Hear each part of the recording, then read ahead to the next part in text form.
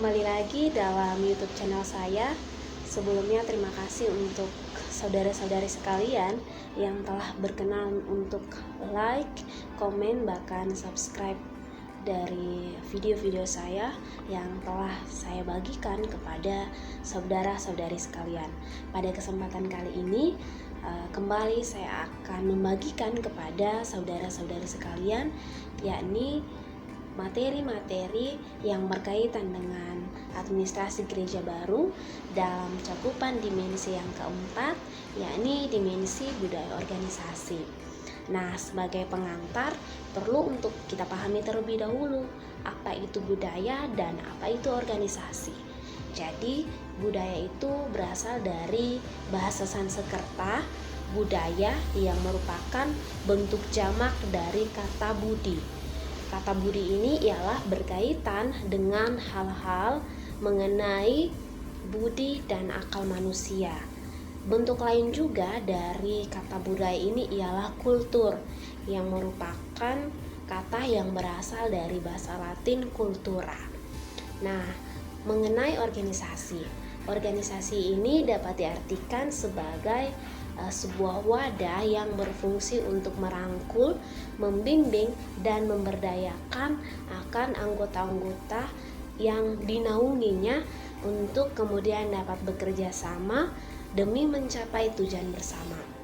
Nah, ada pula pendapat-pendapat dari para ahli mengenai budaya organisasi ini ketika mengaitkan sebuah kultur yang ada di dalam sebuah organisasi.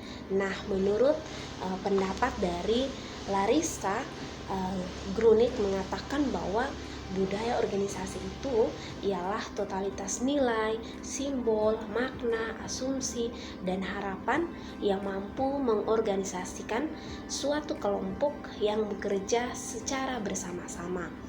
Lalu kemudian ada pula pendapat dari Walter R. Freytag yang mengatakan bahwa budaya organisasi itu ialah asumsi-asumsi dan nilai-nilai yang disadari yang mampu untuk kemudian bisa mengikat kepaduan suatu organisasi.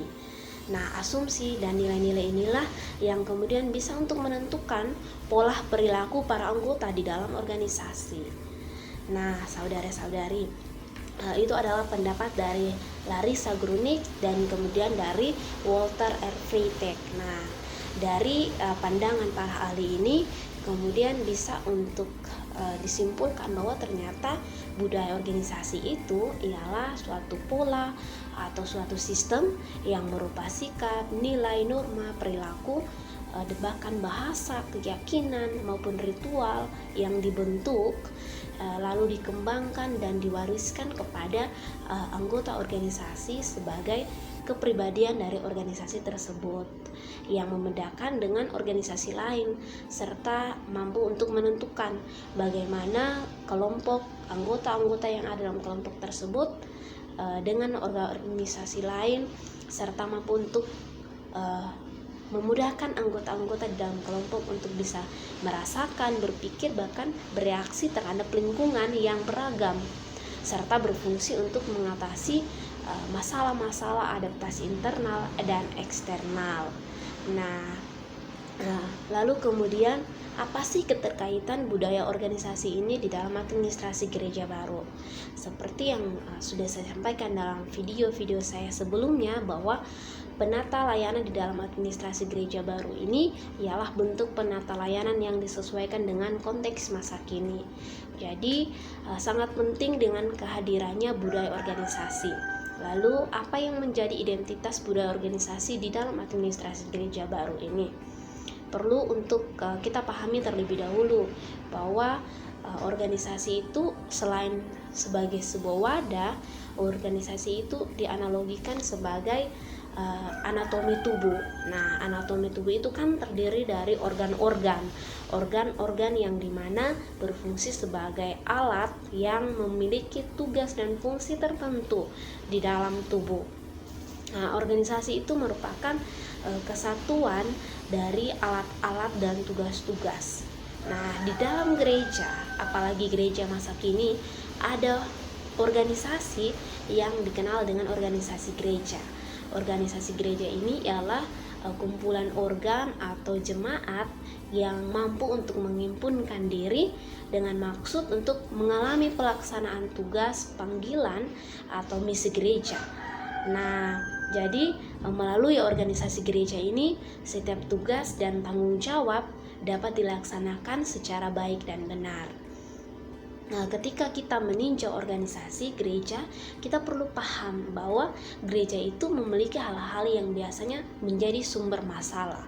Itu yang dengan adanya pengetahuan kita mengenai sumber-sumber masalah ini, kita bisa untuk mengantisipasi dan dapat pula untuk lebih awal mencari solusi.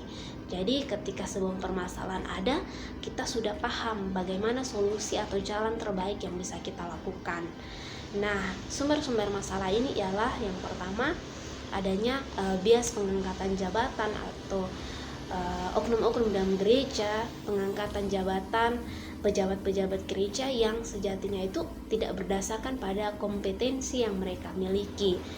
Jadi seperti yang kita ketahui bahwa seorang pemimpin gereja itu perlu untuk memiliki karunia yang akan menopang dan membantu dalam pelaksanaan fungsi jabatannya di dalam gereja. Lalu yang kedua itu ialah bias otoritas posisi dan bias otoritas fungsi. Nah, otoritas posisi ini biasanya berdampak baik apabila dilaksanakan dengan cara yang baik dan tujuan yang baik. Lalu otoritas fungsi itu di mana memberdayakan fungsi jabatan yang ada pada diri pejabat gereja ataupun oknum-oknum yang terlibat dalam gereja untuk bisa mengelola organisasi gereja yang ada. Nah, hambatan yang akan kita temui ini ialah sangat sulit untuk bagaimana menyeimbangkan antara otoritas posisi dan juga otoritas fungsi, karena menyeimbangkan antara otoritas posisi dan otoritas fungsi ini tergantung atau terletak pada pribadi pejabat gereja yang bersangkutan. Oleh karena itu, di sini diperlukan kerendahan hati, ketidakegoisan, dan sikap untuk mau mendengarkan pendapat orang lain, sehingga tidak menganggap dirinya itu memiliki posisi yang sentral dan berasa lebih memiliki kekuasaan dibandingkan oknum-oknum gereja yang lain. Pada bias yang ketiga ini ialah bias organisasi yang berkaitan dengan budaya, yakni bias budaya organisasi, di mana organisasi gereja itu dijalankan dengan menyesuaikan pada konteks budaya yang ada dalam lingkungan organisasi gereja setempat.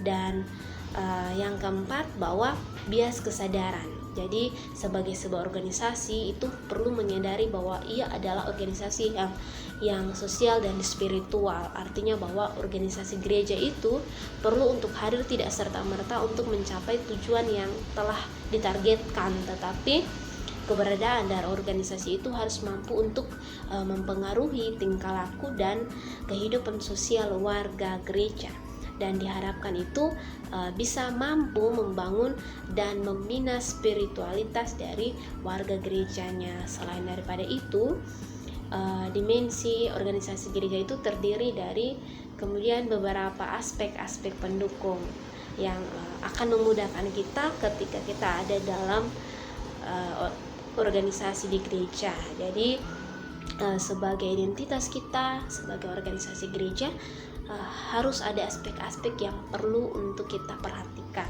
yakni yang pertama bahwa aspek roh sebagai keutamaan dalam menata kehidupan bergereja. Jadi organisasi kita harus berlandaskan pada apa yang menjadi keyakinan kita sebagai orang Kristen, yakni kita percaya bahwa kehadiran Roh Kudus di tengah-tengah kehidupan kita, bahkan pribadi kita itu, untuk menuntun kita dalam menjalankan akan setiap tanggung jawab kita, sehingga kita bisa menjalankan tugas dan tanggung jawab kita itu secara baik dan benar.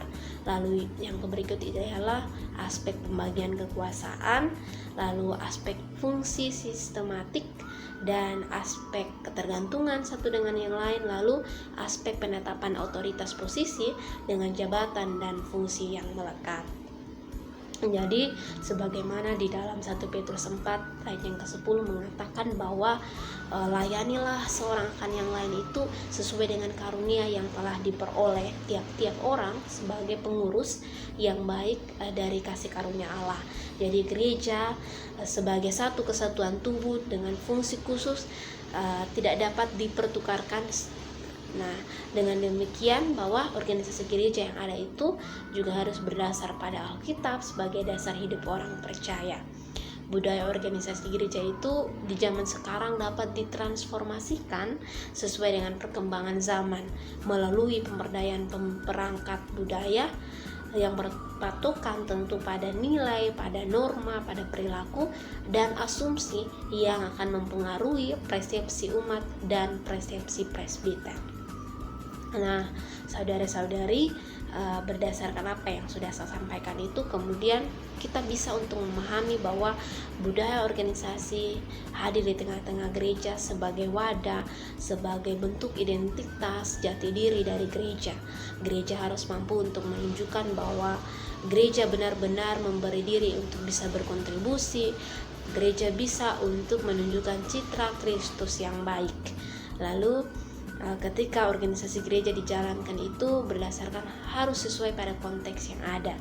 Nah, disinilah peran pemimpin gereja untuk dapat berbaur, dapat mempengaruhi dan melakukan perubahan atas apa yang tengah terjadi dalam organisasi dan mempertahankan, tetapi perlu untuk memberi dampak yang baik bagi jemaat.